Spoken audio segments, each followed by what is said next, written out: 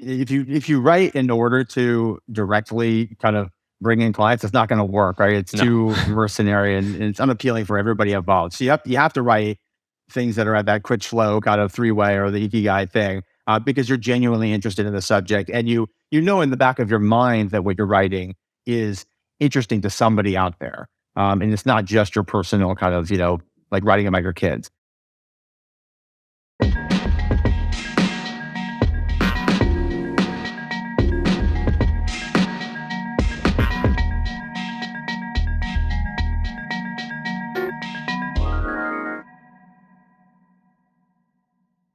Today, I'm talking with Adam Braff. He runs his own consulting firm now as a freelancer, Braff and Company, and focuses on data analytics, forecasting, customer experience, a bunch of other things. He's also a former strategy consultant like myself. He writes a lot on the internet, and one of his articles recently jumped out for its creativity, talking about a recent controversy with McKinsey. I'm excited to dive into all of that today. Welcome to the conversation, Adam. Thanks, Paul. Thanks for having me on. Yeah, excited to dive in. I think it's always fun to connect with people who are writing actively and exploring these unconventional paths. It seems like the people who end up writing have this sort of hyper curiosity, which has now found a home in the world. With being able to share and reach so many people online. So excited to dive into that. The first question I do start with people, though, is what are the stories and scripts you grew up with that were the form of, these are the things I need to do as an adult to be seen as a successful person? It's funny that you started by talking about writing, because writing was a part of that. And I grew up in a house where everybody was writing all the time. Wow. And my mom, I have been publishing a newsletter to my friends called The Narcissist, which is a very small circulation thing that's kind of imposed upon people. You don't really subscribe to it; it just shows up. And I've been writing that for a long time now, and I just found an old trove of newsletters that my mother was writing for effectively like the local parent teacher organization. And I think I was subconsciously copying the style of writing that she was doing, and the full layout with the funny clip art and everything she was doing. I had sort of imitated that. So I think that's one of the stories, was always be writing, always be editing. There was another story in parallel, which, for lack of a better word, I guess I'd call it marketing analytics. My father, who's now retired, was basically a data analytics consultant slash marketing analytics guy before his time, and did a number of jobs. But the main one that I remember was running a catalog mail order business where he was selling jewelry through direct marketing and doing just a ton of data analytics and A/B testing and concepts that were reinvented probably 5 times between then and when you and I were doing similar stuff at a consulting firm. Wow. He was definitely ahead of his time, right? There wasn't like paths and fields mapped out for people like that. That's amazing. Yeah, what he said at the time was that the idea of sending out a direct mail piece, like a catalog, to one group of people and holding out a control group to another group of people, that existed as a concept and it was being taught in business schools. But to actually do it in the real world was unusual. And they would rigorously test the layout of the catalog and pricing and which pieces to promote and the quality of different lists. So I just grew up with that kind of in the water. And I figured it was how everybody runs their businesses, in a very analytical and data-driven way. And then as I got older and got into business and consulting myself, I saw that there's much more intuition going on as well. Yeah. What I thought, one interesting thing in your bio, you sort of mentioned this offhand. You shifted from MIT to Brown in undergrad, which, I mean, knowing these two schools, very different cultures. How did you decide to go from Cambridge down to Rhode Island? Yeah, which is where I am now. I'm back in Providence, Rhode Island, it turns out. The short answer to the question is that I was the only linguistics major in my class at MIT. Linguistics exists there, and you've heard of Noam Chomsky, and he was there Yeah. at the time. And it was something that I knew I wanted to study even from the first day that I started college, even before I applied. But when I got there, almost all of my friends who are lovely people are engineers. They were engineers. They were scientists. It was not the kind of school where you would go and be surrounded by people doing something that resembled liberal arts, even though linguistics is itself kind of a science with its own, rigorous way of forming and testing hypotheses. So linguistics, all the majors at MIT are numbered as different concentrations, right? So, Yeah. sorry. So if you're econ, you're course 14 or whatever. And linguistics is the last of these. Course 24 is linguistics and philosophy. So I was really the only course 24 linguistics major out of all the, 1,000+ students there. And I figured I would be better off at a school that had a little more social sciences going on. So that's why I transferred. Yeah. How did you first become interested in consulting? I became interested in consulting during the first .com boom era. I was a lawyer in Washington, D.C., due to a wrong turn I made in my in my career, my professional life, coming right out of undergraduate school, where Many I didn't such have. cases. Yes, there wasn't much better to do in that recessionary era than go to law school with my then girlfriend, now wife. So we became lawyers. I figured out pretty quickly that I didn't want to be a lawyer. And in Washington, D.C. at the time, if you were a lawyer who could do math, you were in the sweet spot of targeting for professional hires into McKinsey, BCG, and the like. That was the population they were fishing in, because there aren't a lot of other professionals hanging around Washington, D.C., other than lawyers. And the subset of those that can do math and have some interest in business are exactly the people who get recruited into consulting firms. So that's how I got kind of snapped up. Yeah, and it's an interesting time. I think the 99 from 2001 period, I actually started at McKinsey in 2008, and I joined in their knowledge practice. And our office was an abandoned, or it was basically a false start to enter the tech industry in the early 2000s. I think it was, I forget the original name of it, but it was like The something accelerator. yeah. They were trying to do something there, and they just had the space. So we had this legacy of like this weird creative start, which really was injected into the culture, into the office, and led to me having such a good experience there. But yeah, what was it like from 99 to 2002? Because that's such an interesting time, because also so many of the things that failed then are now just like part of our lives now. Yeah. Well, there were the ones that failed, the pets.com, and Webvan and stuff that we make fun of. But it was also the era of the earliest days of Amazon and Google. And, you never really knew what was going to hit. So what did it feel like? Well, there was an overwhelming focus on what was then called e-commerce, right? Which would now be like a subset of digital and kind of just the fabric of the universe that everyone's working on.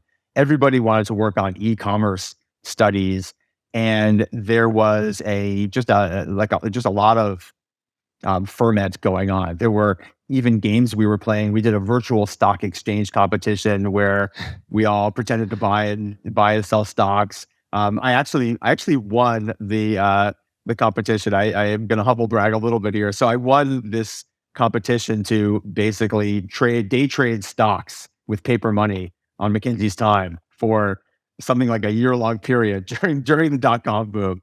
And it got me thinking, as much as anyone else, about, oh, should I really be sitting here in this chair, or should I be out there starting a restaurant reservation business? And I decided to stick around. So everybody was facing that choice, right? Do you stick around and try to do e-commerce projects and become a leading light in that world of consulting to digital businesses, or do you go into the entrepreneurial side? I've never been a tremendously entrepreneurial guy until the day that I left consulting and did a couple of jobs that we'll talk about and became an independent consultant. So at the time, I decided to stick it out and become a manager basically at McKinsey all the way up through to a partner. Yeah, what was that journey like? I mean, I know given your bio, you founded the customer experience practice, and that um that must have been a good path for you to kind of make it to partner, which is a pretty challenging thing to do. Most people end up leaving, but was that a big part of kind of your trajectory there, helping to build that and shape that new space? Doing a functional thing at McKinsey is both a headwind and a tailwind. It's something that's distinctive. It's a way to serve clients. It's a way to create knowledge. It's a way to develop people. The traditional program at McKinsey, I think you know, is much more industry focused, much more maybe geographically centered within your office area.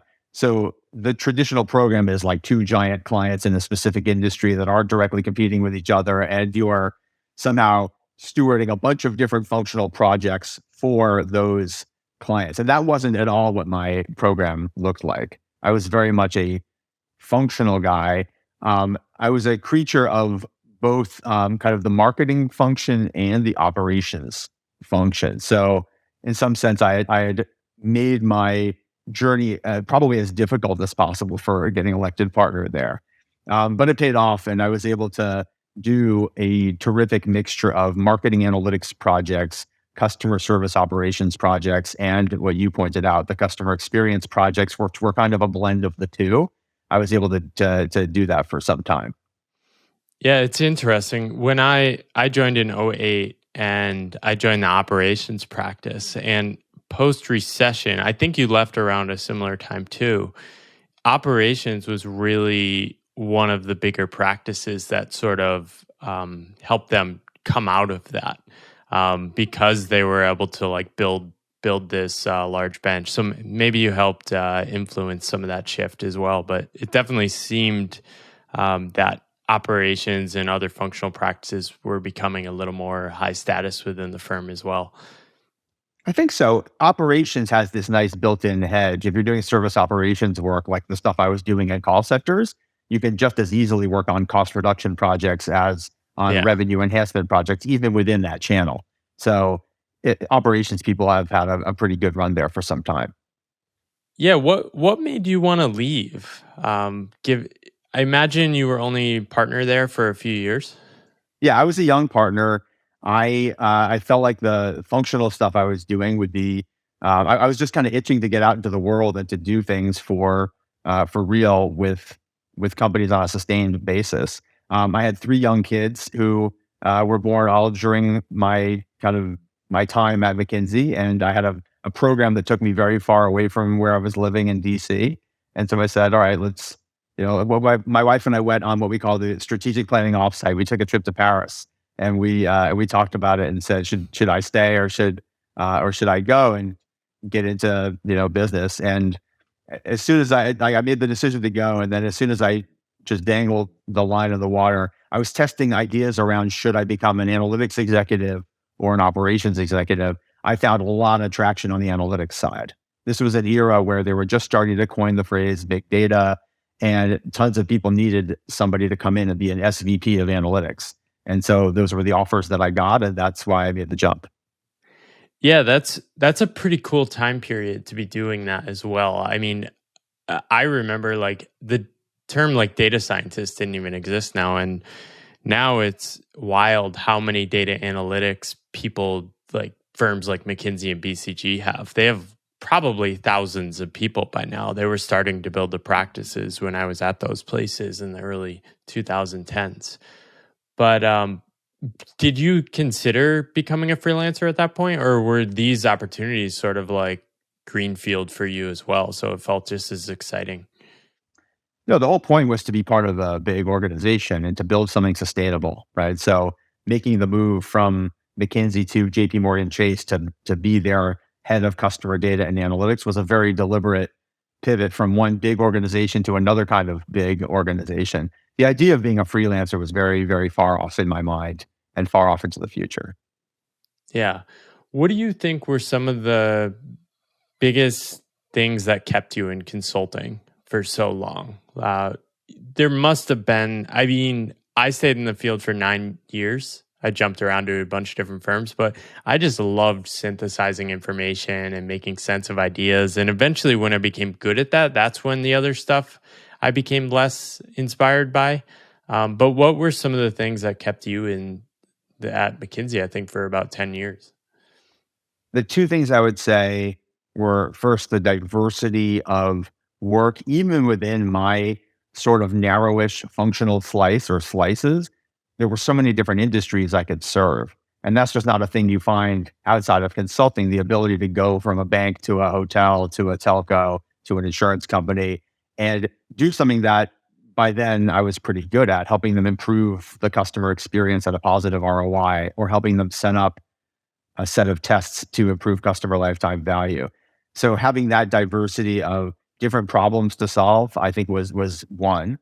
The other was the quality of the people. There is a tremendous, I would call it an elevated floor on the people at McKinsey, right? You could take for granted that 80% of the people you're going to work with are going to be extremely good at what they do in whatever function they're in, and you can rely upon them to be a very complete team that can take on work as you delegate it, hand it out, and synthesize things. In the real world, you're not going to find a lot of organizations where like the 20th percentile person is really great. In most organizations, I'm just going to be honest, it's maybe you have to get up to like the 30th or 40th percentile person in the firm before you find someone who you absolutely love working with and who you can rely very heavily upon to do their piece of the job, right? So McKinsey had that like high floor on the talent.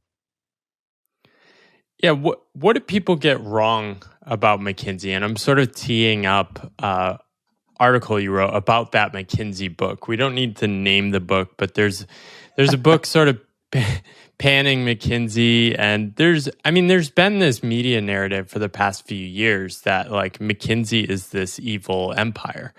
I mean, from my experience there, most of the work is way more boring than people would think. Done in a very intense way, done for some interesting clients at high levels of organizations. But what do people get wrong about McKinsey? So one thing I'd start with is the idea that there is just one McKinsey and that there is a kind of an unchanging ethos of McKinsey. There is something persistent about the firm and its values and the talent point that I made earlier.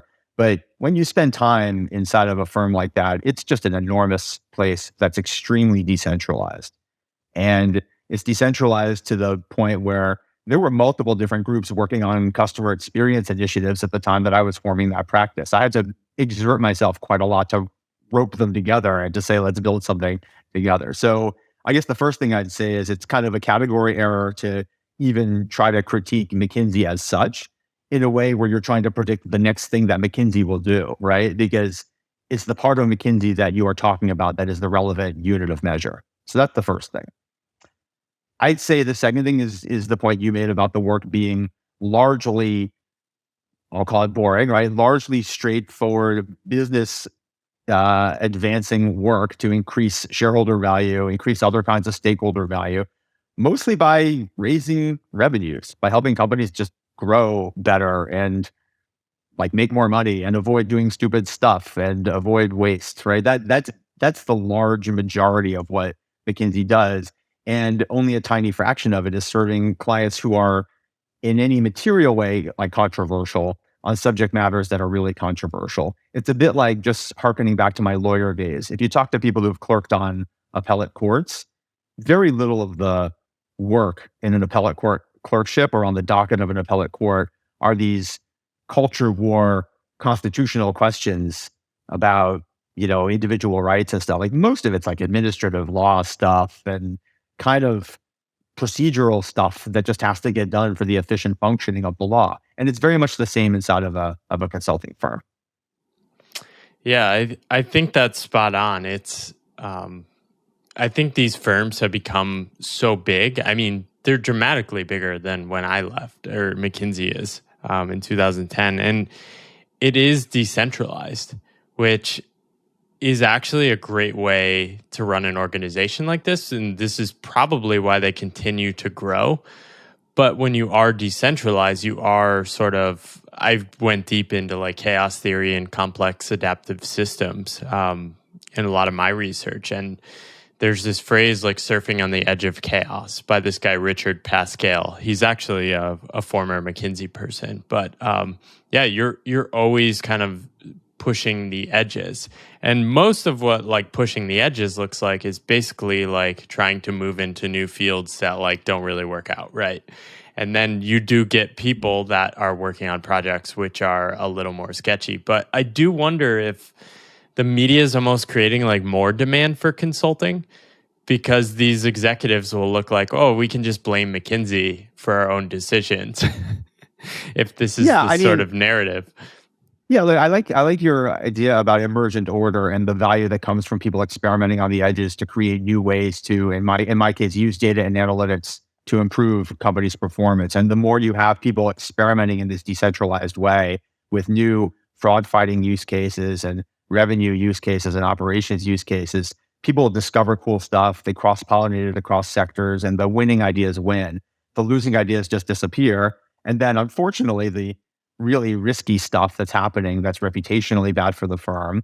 As the firm gets bigger, there's more of a risk of that kind of stuff happening, which can, kind of bring the house down, right? So they definitely need a different governance model from what they had when the firm was, 8,000 people, I guess, when I left. They need a better way to keep tabs on it. And from all accounts, that's what they're doing, right? They're trying to create various client committees and ways of screening work to avoid that very dangerous stuff on the edge. Um, but it's not easy. There's definitely a growth imperative inside an organization like that, and so there's going to be a lot of activity happening at that edge for sure.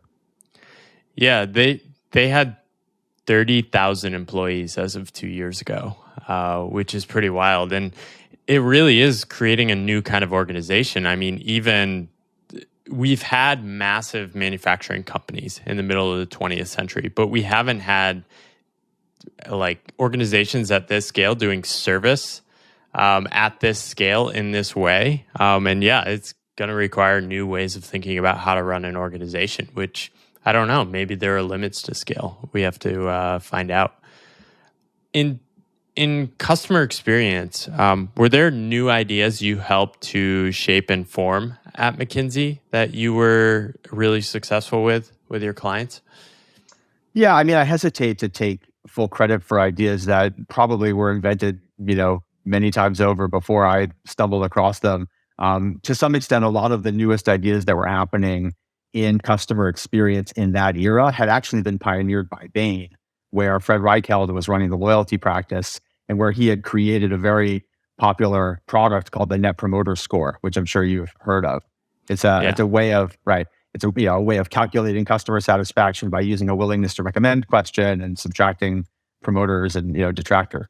And so a lot of what I was doing was sort of competing with that product in a sense, with McKinsey's offering a customer experience and why it was not necessarily more helpful to use NPS versus whatever customer experience product you were using already or metric you were using. But the main thing I did in terms of creating something persistent and lasting inside of McKinsey was I launched a customer experience survey, just a really large sample annual, 25,000 Americans each year survey where we asked them about their satisfaction with their bank and their insurance company and their airline that they use um, and internet providers and everything else.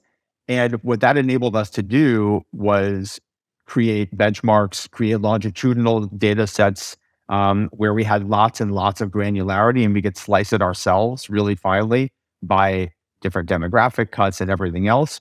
And it enabled us to do driver analyses to see for a given industry, for a given company, what were the factors that most significantly drove customer experience to be higher and lower when you really controlled it and put it all into a kind of a multiple regression.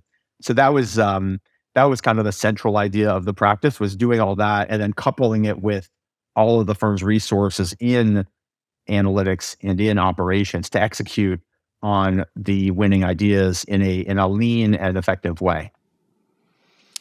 What was your experience taking that and going into finance with this kind of stuff? When I went off in industry or when I was a Yeah, consultant? yeah. When you went off into industry, because I mean, you made Yeah. this job change in '09. Yeah. What a Yeah. time to be entering a big bank. Yeah, we were coming right out of the craziness of the collapse in 2008. What had happened at JP Morgan Chase was they had just acquired Washington Mutual and Bear Stearns. WAMU was more relevant on the consumer side where I was sitting. And they had a ton of data about lots of different customers. They had to deduplicate the lists and everything, but they basically had, some 60 million customers across all Wow. of their different consumer products, checking accounts and credit cards. They were the biggest credit card issuer in the country, and mortgages and auto loans and all that. So, what I was taking from the McKinsey days was a little bit about customer experience, but much more about data and analytics and customer lifetime value and marketing to those customers, and some of the operational tools as well. What what have you learned from your experience doing this about turning data into insights? The first thing is you have to define success, right? Define the problem and figure out what kind of insights can actually be useful. If you take a pile of data and just start analyzing it, it's not going to tell you very much. If you start with the hypothesis, which is, well, you start with the business problem, which is we, a bank, would like to issue more credit cards to the people who are going to pay us back and fewer credit cards to the people who are not and who are going to become delinquent and eventually default on us.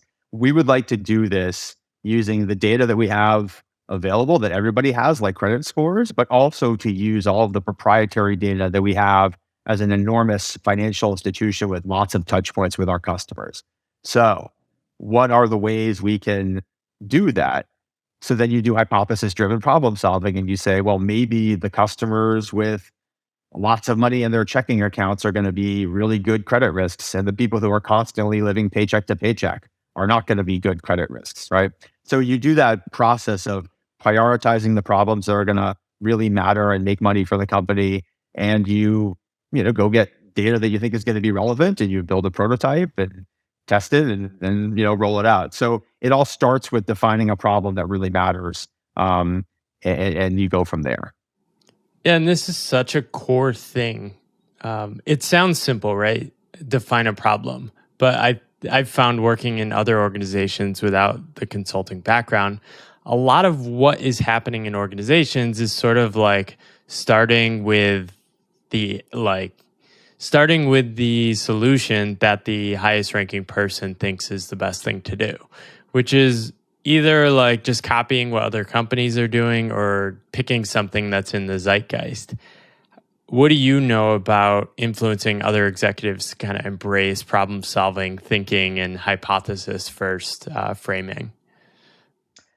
It's often helpful to start at their level. A lot of times, what executives want is objective, descriptive data about their business. They call it like a business intelligence dashboard where they see, I'm sorry for all the cliches, but one version of the truth and a 360-degree view of their customer, all these phrases that you might hear, but they're cliches for a reason, right? People actually need these things because instead what they tend to get will be one set of answers from finance and one set of answers from the general manager of their businesses about just what's going on in the business. Under those circumstances, you can see why an executive might be a little bit led by intuition, and a little bit led by what's the oldest report that I've had for the longest time that seems to give me an answer that's approximately what I want.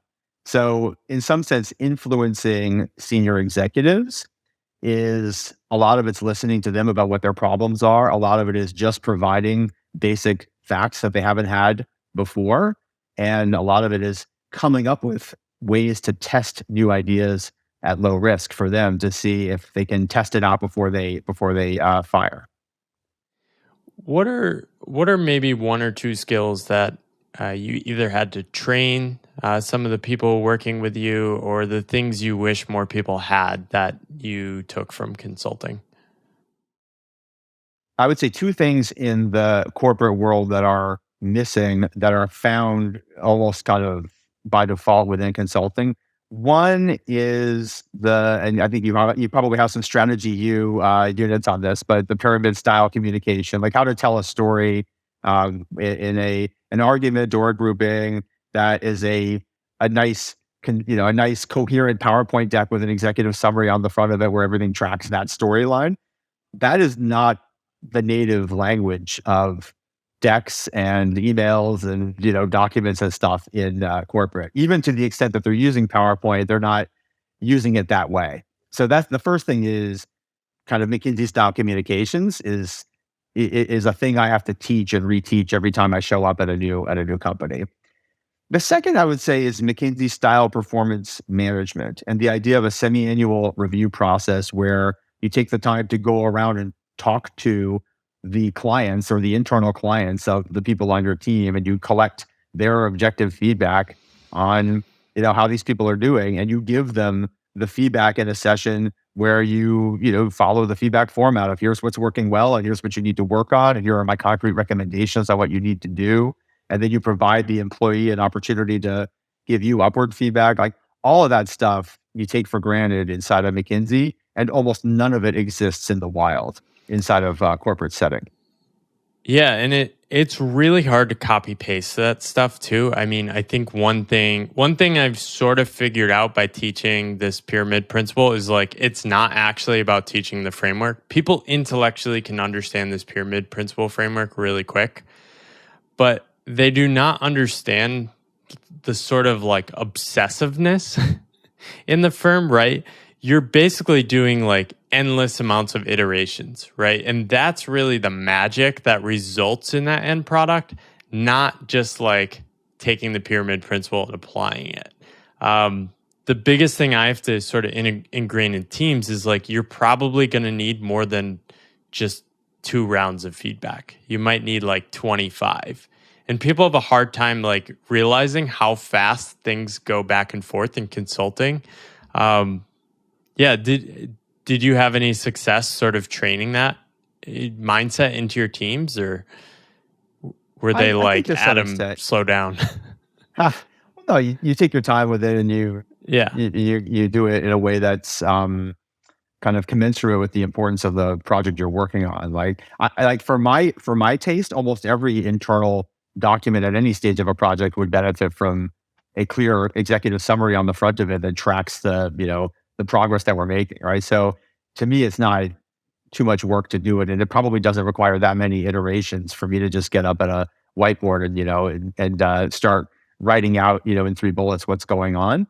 I think I can train to some extent the people under me. I mean, in one of my jobs, I had 170 people under me and like 3 layers. And so I had to train the trainers, and I had to train the managers to be better managers of their people.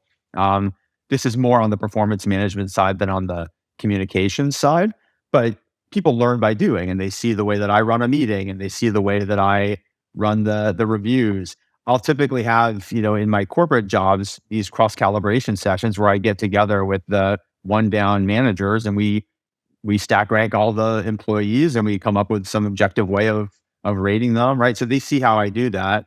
And then when they move on to their own more senior jobs, they've learned a kind of process for evaluating people based on objective feedback, and giving that feedback very clearly to the employees twice a year so they can get better, regardless of what the corporate minimum is within that company for their own performance management system, right? So usually the bar is like really low inside of a company, but that doesn't stop you as a department head from having a little more rigor in everything you do, in your performance management, in your communication style, in your problem solving, in the rigor of your recruiting and everything.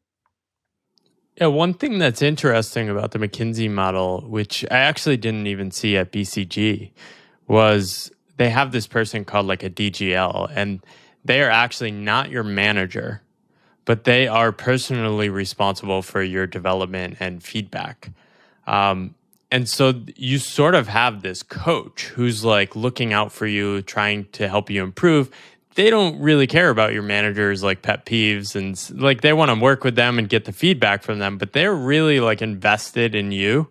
That person is still one of my somebody I go to pretty often, and like I feel like I want to like check in with him and like talk about how I'm doing, because it was so cool to have somebody as sort of like your champion and your coach at the same time that was removed from your actual work. It's Did you very have? hard to it's Yeah, hard to replicate that in the corporate setting. So the definitely. DGL, which stands for Development Group Leader, works really well in a consulting context where there's a pool of Yeah. somewhat interchangeable, people who are, they're wonderful human beings, all of them, but they are interchangeable in the sense that if one of them disappeared, you could staff the project with a different one. Um, and that's not really how corporate America is set up, right? People like to have a boss. They like to have a known boss. They like to have a set of things to do. The boss likes having the confidence that if she needs to do a certain project, she can grab her resources and rearrange them. I tried an experiment within one of my jobs where I created a pool of kind of interchangeable associates and analysts, and nobody liked that. Right? People really the they liked the concept of having a diverse mix of projects to work on, but at the end of the day, they were much more accustomed to the stability of having a manager-employee relationship. So there are some things that you can't easily copy from McKinsey to the rest of the world.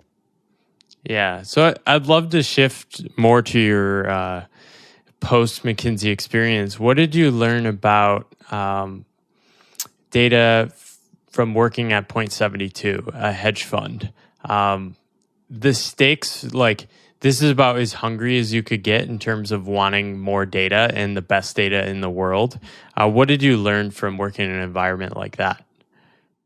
Well, so to begin with, the problem that a consulting firm is that a hedge fund is trying to solve, if they're a multi-manager long short equity fund, is they're trying to get uncorrelated, positive returns, like they're trying to get alpha, and they're doing it in a zero sum world where everybody around them is staffed with very similar people trying to go after that same alpha, right? So it's a little different from, I would say, much of what happens in business, where companies do compete with each other for market share, but they're also trying to break out and find new ways for them to grow the overall pie and to get like a little mini monopoly in some space.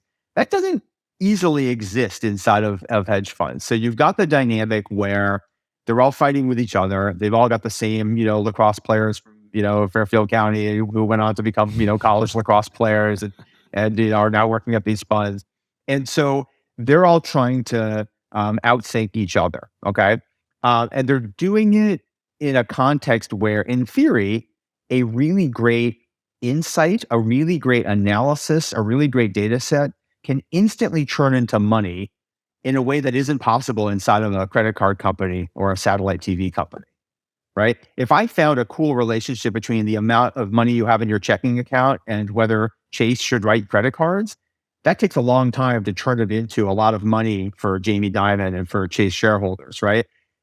If you find money inside of a hedge fund, if you find an insight about a company that's about to miss earnings or outperform earnings, that could very quickly be like a seven-figure payoff, right? Or an eight-figure payoff.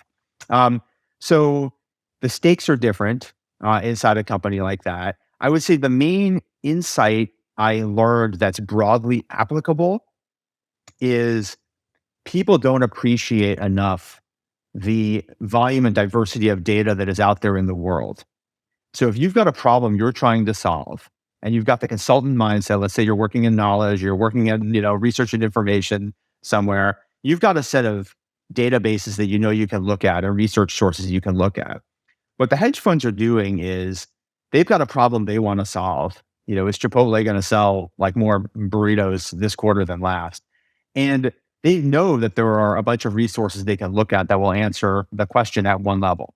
But there's a whole universe of other data sources out there, right? Alternative data sources that can give them an advantage over all the Muppets who don't have access to that data. But then there's another game that's being played on top of that game, which is what are the other hedge funds using for data, and how do we get 2 days ahead of what they're doing, and where are they going to make mistakes in what they're doing? So there is, I think, a lesson to be drawn from what hedge funds do in data and analytics that is about just being relentless in the search for more and better and newer kinds of data, than especially where you can have it on a proprietary basis. That is underappreciated in the corporate world. It's probably underappreciated in consulting.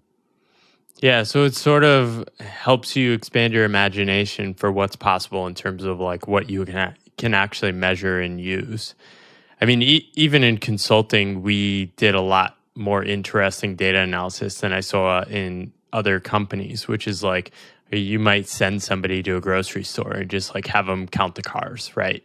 And try to get like some proxy of traffic at this store or like interest in Yeah. certain products or things like that. Um, yeah, that's fascinating.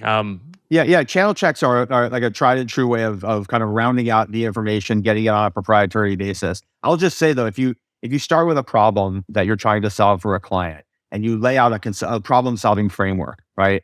Define the problem, generate hypotheses, get data, do an analysis, visualize the results and iterate.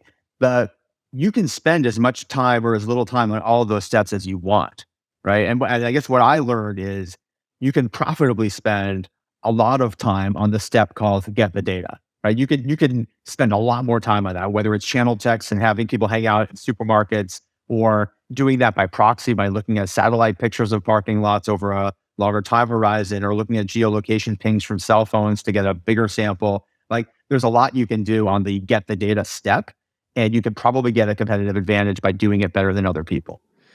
Yeah, that's interesting because you sort of have this.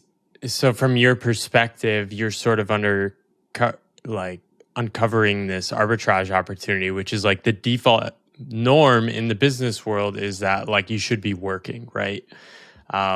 So like teams might just orient to just doing stuff rather than like it might actually be better to spend more time like trying to acquire data and coming up with better sources of data rather than just focusing on processing or working on what you already have.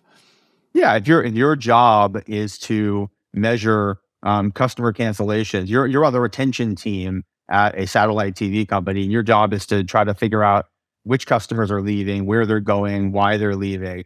You can do that with your existing tools, right? You can do that with the existing internal data you have about your the people passing through your save desk and disappearing, or you can choose to ask a different set of questions about your competitors' churn rates, and about the relationship between weather and churn, and about what the early signals are that happen within the unstructured data in the call center long before people churn, right? So you can formulate different hypotheses and then go out and try to find data that matches that, or you can spend your time doing what you've been doing before, depending on how much work your boss has piled on top of you. So did the world of billions inspire you to go solo? I never saw the show, and I have seen the executive producer speak at data conferences. Um, the going solo is just something that I discovered I wanted to do after so many years of trying different things. I really did want to try to make it on my own and see if it was possible to do that.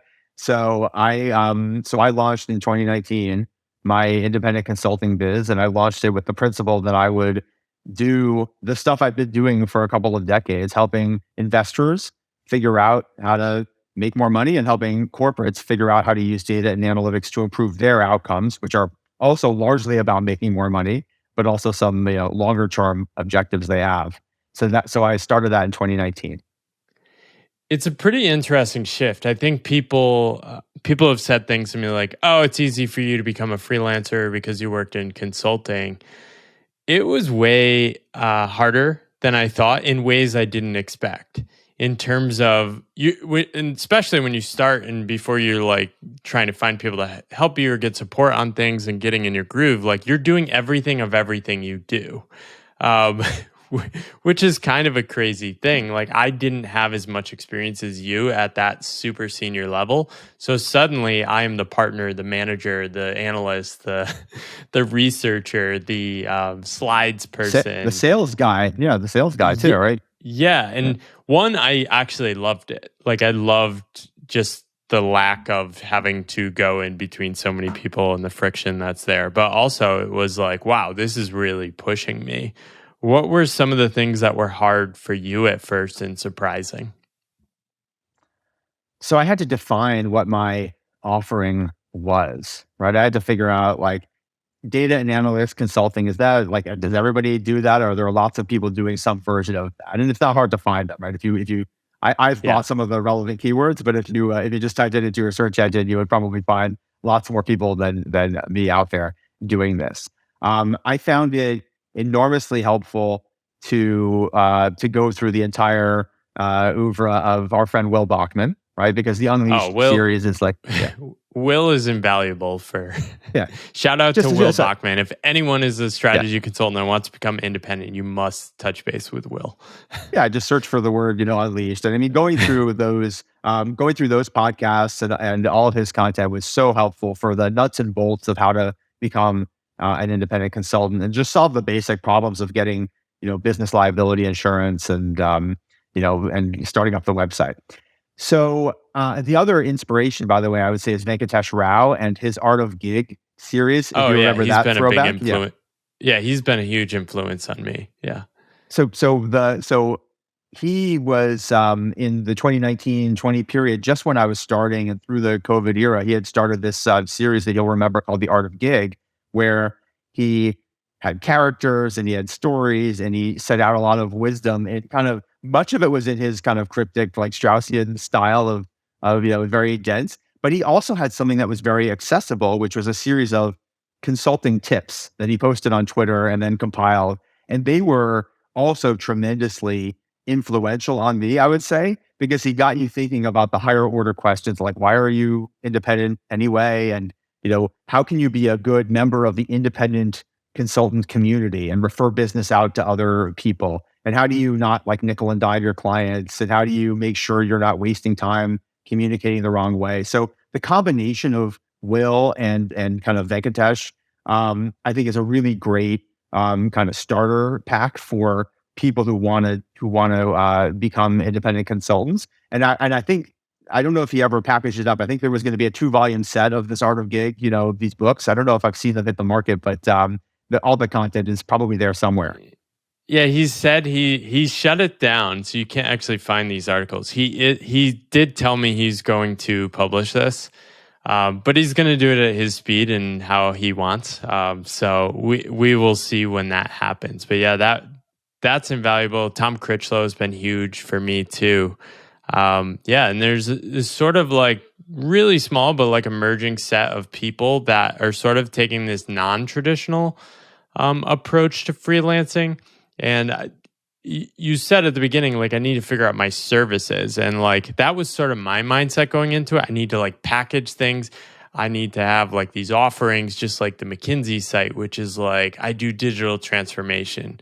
I think the reality you quickly realize is you get on the ground or you get hired for things, and the scope of things you're doing is probably way wider and way weirder than like a big Yeah. consulting firm.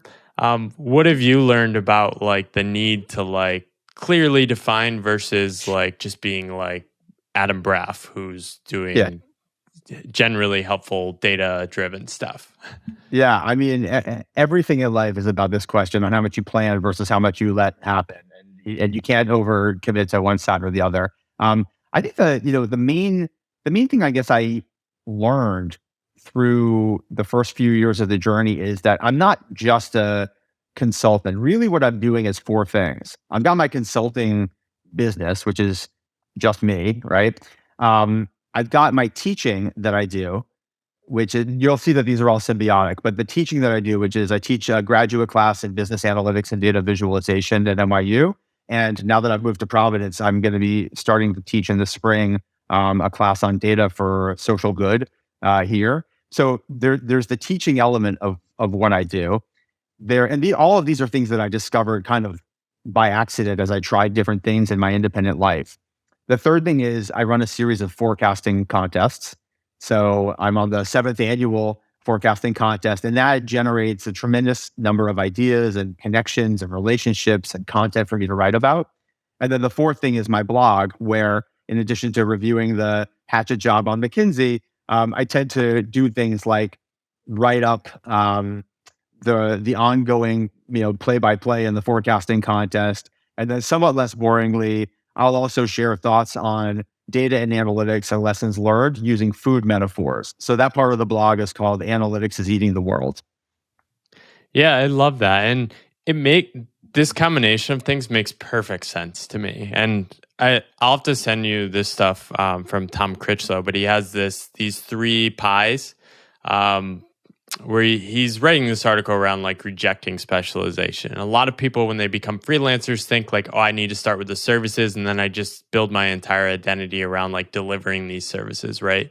He has what you're good at, what the market wants, and then an identity that gives you energy, right? These three interlocking things. And I think the opportunity of working on your own really is like getting a bunch of different combinations of things that basically just gives you the energy to keep going, right? Yeah, And he's kind of simplified the Ikigai framework. He lopped off one of the four nodes of Ikigai, which is like what's good for the world. But yeah, I think that's exactly the right framework.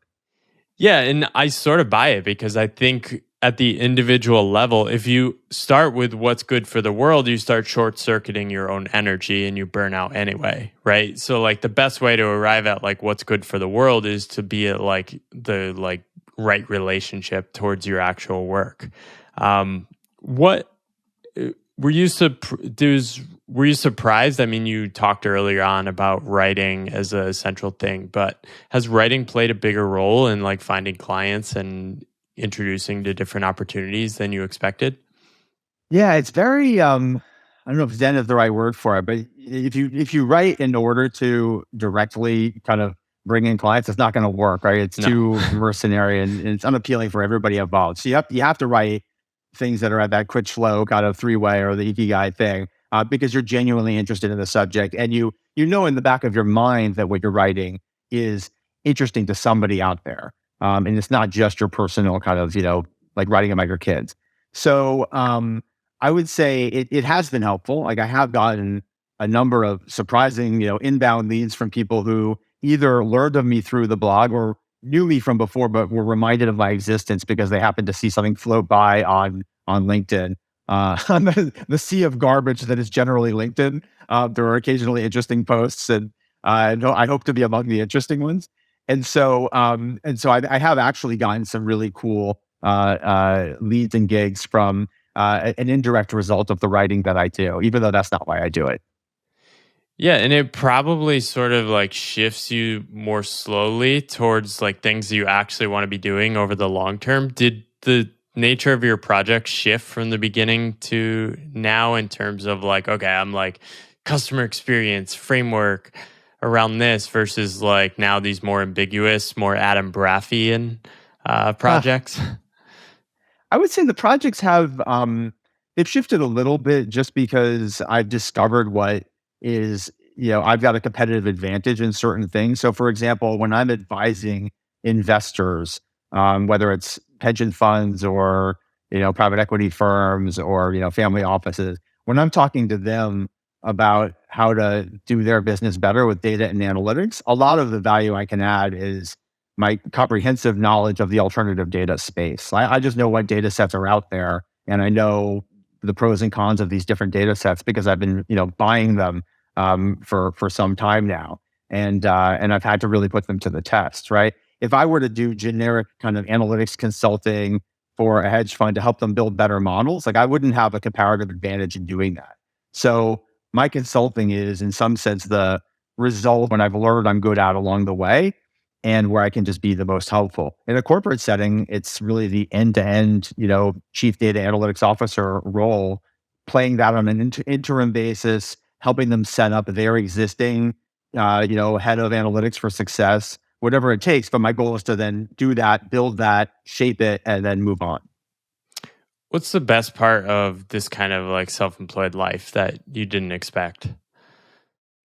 I would say the best part is the freedom to do all these different things. It would have been pretty difficult within my corporate jobs and within the hedge fund to be writing a blog all the time and to kind of be and be teaching and just spend a lot of time doing things that are at some level pretty symbiotic, like I said, right? Having access to students who are talented and want to get jobs, and having clients who want to hire the students, and having a forecasting contest that becomes fodder for the content that I teach in the class, and having, the ability to blog about all the insights that come out of this is pretty great. So I've enjoyed the independent life mostly for that kind of freedom, the freedom of how I spend my time and how I express myself. And it's not that I would never go back to the corporate life, but I would be giving up quite a lot if I did. One of the most interesting things I've seen in this year has been the introduction of AI into a lot of different things. I've played around with AI writing tools, image generation. AI must be the biggest question in some of the clients you're working with. Like, what's your model for how this reshapes, like, pretty much everything? In general, the clients that I'm serving are somewhere on the spectrum between remedial and pretty good at analytics, right? So they're not at the margin where they should be spending too much time thinking about their own internal AI. So the way Yeah. we think about it is we start again with problem definition, like what are the problems you're trying to solve? How much of it is, the more straightforward, like knowing your market share and knowing why your customers are leaving you. Those are not necessarily AI problems, right? Those are more likely to be just get your data act together and do the right analyses on it. Maybe there are some regressions in there. But so the first thing I'd say is most problems for those kinds of companies are not AI problems. The second is, to the extent that there is useful AI, it's often embedded inside of a tool that you can buy or borrow from someone else. And then third, yeah, if you have some advanced analytics use cases, like the example that we touched upon earlier, if you're trying to figure out why your customers are canceling their satellite TV accounts, like a DirecTV, there are things you can do with natural language processing, right? As a kind of a subset of cognitive and AI work. There are things you can do to structure the data that comes out of a call center that are not easy to do if you don't have people who have that kind of AI training. So you will find use cases that are going to benefit from it, but you need to let the requirements drive the use cases, drive the use of AI, as opposed to doing it backwards. Yeah, it almost drives home your point earlier, which is that there's more opportunity on getting the right data, right? I think these tools are going to layer on things like Excel and basically help you structure data faster, which means you'd probably spend more focus on defining the problem, asking the right questions, which is probably always going to remain a human thing. I was also I got a preview of this PowerPoint tool using like this AI technology, and one of the things it does, which you'll be like, oh my gosh, I wish I had this, is like, say you have like 3 columns, you basically just hit one button and it adds a fourth and just like automatically aligns stuff, right? So as a consultant, that's probably like 20 hours of your life saved right there. Yeah, when ThinkCell But came out, it was great for formatting and for all that stuff. Like it was weird that PowerPoint didn't have all the ThinkCell functionality built into it. So I know what you're talking about. yeah, fantastic. Any other things you wanted to reflect on your path, or different things you've learned along the way in your freelance journey? Everything I've learned along the way is something you can find on my blog. If you go to braff.co, you'll find it. And it's just under the section called advice. I would encourage people who are interested in the path of data and analytics consulting, or even just being entry level talent or mid career talent in the analytics space. All of that is available on my website. And I'm always happy to talk to people who are trying to make their way through this world. So that's where people should go, braff.co. Yeah, and it's very good. I went on a deep dive on your blog this week, and it's very fun. I love your writing. It's approachable, it's interesting, and it's very personal and yours.